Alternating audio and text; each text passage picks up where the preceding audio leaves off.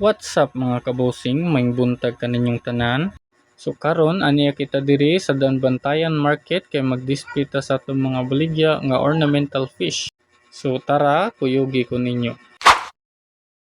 So what's up mga kabosing, so karon biyahe ta karon paingon sa Danbantayan Market kay mag-display ta sa atong mga isda adto sa ilang public market. Unsa naman ning uban, gikabuhian naman ni sa biyahe. Karon mga kabosing, mao ni atong plastada diring dapita. So daghan kay tang gidala diri nga mga variety sa atong mga ornamental fish o mga fish keeping equipments. Ug diri sa atbang ania ang ilang public market. Wow. Ug karon time check alas 8:25 na sa buntag. Karon paabot-abot na lang ta sa atong mga customers.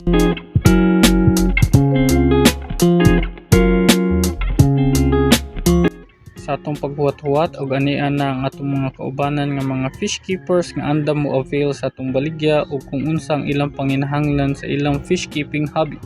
Yahaya sa usaw kaon-kaon ra magmais, mura magwagi kabuhian ganina. So karon na iban-ibanan ang atong paninda, so mag-refill na pud ta. Ug karon time check alas 9:20 na. So magpaabot-abot pa ta sa atong mga ubang customer. Pusing-pusing lang ta ginagmay kay bag-o nang nangahit, murag Ruben Padilla. Wow naman! Wow! Sa akong paglantaw-lantaw, nakabantay ko daghanan nagamit og e-bike diri sa Bantayan Smooth para ba kay dagan, murag ganahan namang kung palit og e-bike noon. Wow! Ug sa way dugay-dugay nagsiabutay pagud ang atong mga customers ug lipay kay sila sa atong mga ornamental fish. Ug diara gamay-gamay na lang gid taong nabilin nga pinutos nato nga mga ornamental fish.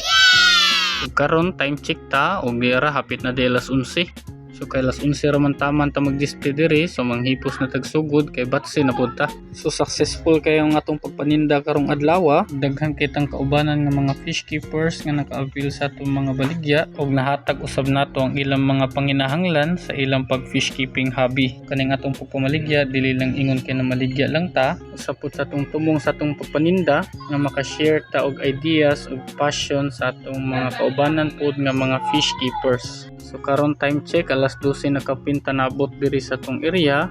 So daghan kayong salamat sa atong mga customers nga na-avail sa atong mga baligya. Ug mao lang sa atong mga kabosing ug happy fish keeping sa atong tanan. Alright.